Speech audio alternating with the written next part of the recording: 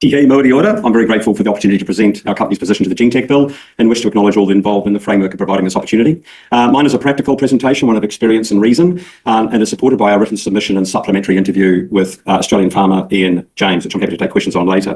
BioPure's purpose is to serve micro, small, medium organic, natural eco brands that adhere to New Zealand's pure, clean, green proposition. We've directly worked with over 60 brands and a couple of hundred indirectly. We've led delegations with NZTE to Korea, Taiwan, Australia, USA, and several other delegations independently. Our networks and intelligence into these markets are extensive. We have specialties in systems agriculture, regulation requirements, language translation, cultural brokering, and commercial trade acumen. We are recognised internationally in our work, not only in trade, but in R&D, and invited regularly into international events and leadership forum. A little hesitation today, stating my voice, is that of the fastest growing multi-food sector in the world, with over 4.5 million farmers across 96 million hectares, with a value of 260 billion New Zealand dollars supporting me. Findings from our company research conclude that the Gene Technology Bill is rushed, resulting in a work that is poorly conceived, research consulted and communicated on, and does not serve New Zealand society well. While we have been very welcoming of the exploration of gene tech, it needs to be done so with veracity. This bill and its processes fail to do so. The bill represents a naive surety wrapped in ill-conceived promises. It is true, the word around town, that it is radical, but for all the wrong reasons. There is no economic, trade, environmental, social, cultural risk analysis of the impact, with no capacity to deliver on requirements currently laid out. The promotion of this philosophy and ideology is shrouded in perpetual myth-making. This, combined with genuine poor literacy and decision makers into the topic, because it is very complicated, makes us ripe for poor decision making. I've been over this topic since 1988, where I attended an ethnobotany conference and want to acknowledge the late Dale Wihong in Otatahi. And then in 1994, I did my master's, which was an integral part of that. And in 1999, with the founder of Te Waka Kaiora, the late Percy Tippany, we debated against Labour's Dover Samuels and their science advisor in Kai Taia. Of course, there's also the Royal Commission and subsequent international conferences, hence the passion. The backstory is that a young man farming at Anoura Bay on the East Coast, I developed unanswered questions on how we could possibly sustain a food system over time when I was witnessing the destruction and degradation of land through practices that relied on pesticide, habitat destruction, and overuse of technology, fertilisers, and got marginal results. The spraying of poison on our environment and over water was simultaneously consciously destroying biodiversity, and believing in the rhetoric that this was progressive and safe and even good for you led me very early in life to recognise this logic as profound dysfunctional, one of the many myths. There was and still is a clash between industrial, mechanistic, high-input agriculture, this whole techno-fix, and a global emergence of one based on ecology and life sciences, where healthy soil creates healthy food and healthy people. This 1927 classic, Farmers for 40 Centuries, set me, as a 24-year-old on a 5-year journey to the East, a walkabout, living and working with rural communities, researching and experiencing how do people actually live, prosper, and improve soil health over thousands of years. This period in Asia propelled me into my life's work. Simultaneous to this present of personal exploration and awakening of industrial agriculture was the publication of this book in 1995, Saving the Planet with Pesticides and Plastics. This clash of culture has each produced a mountain of literature countering each other's worldviews and solutions. The GMO debate is steeped and aligned with the saving of the planet with pesticides and plastic camp, with its own sprinkles on top. The mantra, however, is solid. The mantra requires more pesticides, more engineering, more intervention, more monoculture, and more socialising of the true cost of the environment and total health. We are at a precarious moment, and at such moments, our next moves are critical. Caution becomes our friend, not haste nor ego. Any pathway forward must be participative and with veracity. And veracity, I mean truth, trust, authenticity, and demonstrability. The rushed nature of this bill lacks clarity and is not a wise move. Rushed nature of things indicates that there's something to hide. It creates stress, anxiety, and division. Division amongst farmers, division amongst markets, and society is unacceptable. This is not good governance nor leadership. Too fast equals less control, greater negative impact. We all know this to be true. Let me give you another example. Around 2005 to 2008, I spent 2.5 years on Unilever's Sustainable Agriculture Advisory Board as a rep from the global organic sector. I learned a lot, and being involved with as rigorous an organisation as Unilever they were navigating the need to demonstrate far more sustainability in their products. Any move they made had to be rigorous, no rush. This experience, plus my extensive network, saw me leave academia and pursue a career of helping brands for international markets. That's how we could grow the New Zealand proposition. Most Kiwi brands we serve, those micro, small, medium ones, have great products. They're unique and inherently with a great promise. A weakness is that we don't really have a brand story and sophistication, nor do we spend enough money on developing it. We are very producer-led, not very customer-centric. The others, the market, see us as simple, clean, easygoing, flexible, the country cousins they want to have. And this environment we're in today is an exemplar of that. Very casual, very easy, amazing. We need to cherish this. So in a way, it's our lifestyle that they want an association with. The perception is what they want. This makes us desirable. The problem is we mistake this relaxed attitude for something that we can't afford for, and that's to collapse. We have to cherish what we have, truly look after it, embrace it. It is our identity to have a chance of being successful in the global market. We have a natural advantage, but to demonstrate and generate truth, trust, authenticity, and demonstrability, we need to be transparent, open, including all our labelling, fully traceable with government endorsement. Get caught bullshitting, bye-bye, you're gone, out of the market. We have to invest in our uniqueness. The chair is talking, so you'll be quiet, please. Please don't use that sort of language in this committee. Sure. We have to invest in our uniqueness, not anyone else's. We have to make ourselves hard to copy. We have to be proud, clear, confident, healthy, clean. GMO is inherently not part of that promise that we make to the world. It provides no additional unique selling points in a highly competitive world. Anyone who says so is speculative, low veracity. I know there are multiple international submissions to this select committee saying exactly this. So let's pause for a moment and recognise that our success is that we proudly do not do what others do.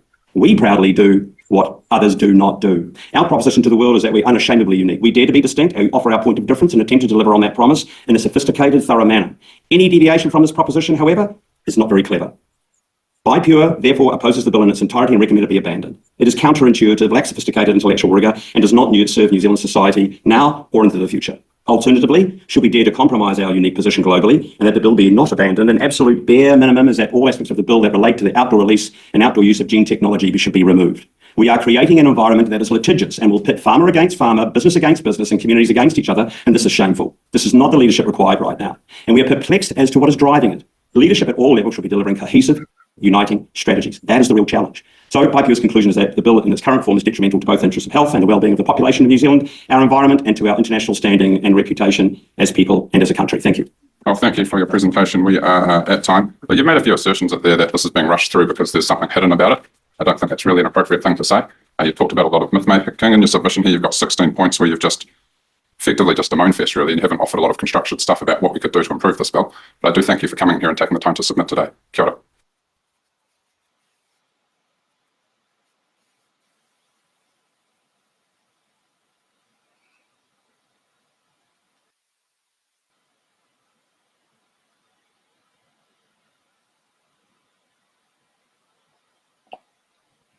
You're on mute. I can hear you now. I can't hear Laura. No, I can't hear Laura. Are you on mute?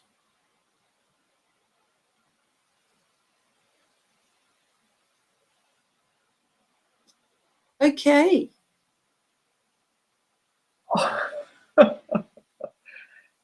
You go, Claire. Okay, well, I found the chair. I found Sam Uffindale incredibly combative, and I'm just not sure really what these guys are listening to.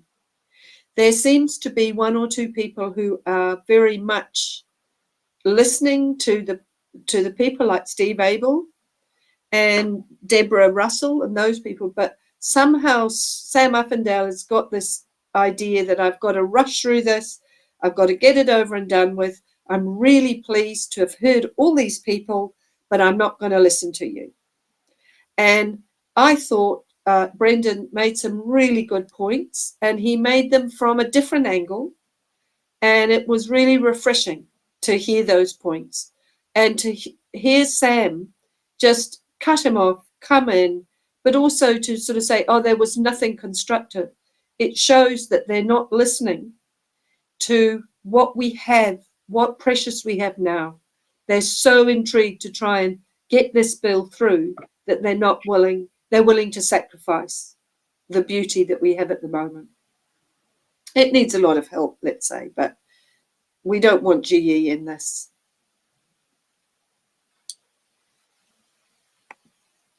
Yeah, I was waiting for the background on Ian James, the Australian farmer, because I think that's a really good case study of contamination. I don't know a lot about it. You may know more about it than I do, Claire, but I know it's a farmer who basically his seasonal income was wiped out by a contamination event, and he's the kind of the case study that people refer to sometimes. There are lots of others in Australia, but he's the one that comes up a bit.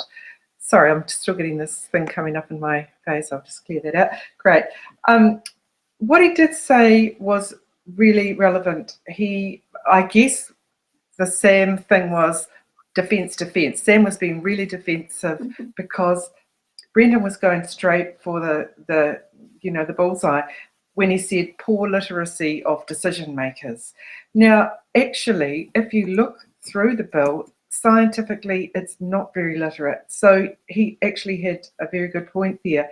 They make so many assumptions in this bill, and they have left out so much important stuff in any sort of scientific experimental work, particularly work of this nature where the changes are heritable. So he wasn't wrong, but I think it was just that Brendan has a very direct approach and he doesn't like to mess around, and good on him. That's his style. And I thought that the when you do a submission, and this is what Sam said to me, you've got 5 minutes, you can use that time as you like. Now, I think if you can use that time as you like, I think one BS word is not really going to destroy the internet, and he only said it once, and really, I imagine that word gets said in Parliament as well. I liked the fact that Brendan said it was industrial, it was mechanistic, as opposed to biological eco-farming, which is absolutely in tune with nature. If you've been on an organic farm, it's just the best. There's native trees, there's birds, there's, everyone's happy, and you get that lovely feel from the soil. It smells nice, the crops smell nice, it's alive. If you go to an industrial farm, it's just, like he said, monoculture. The soil is dead if you're spraying with glyphosate, or even worse than glyphosate is glufosinate, which is now getting used a lot in GE crops.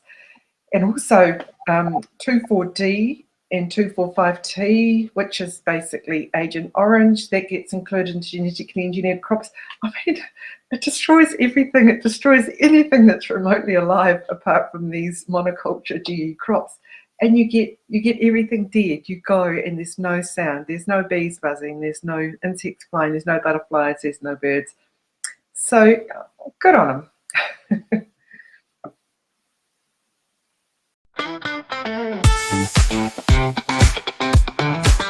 Thanks for watching.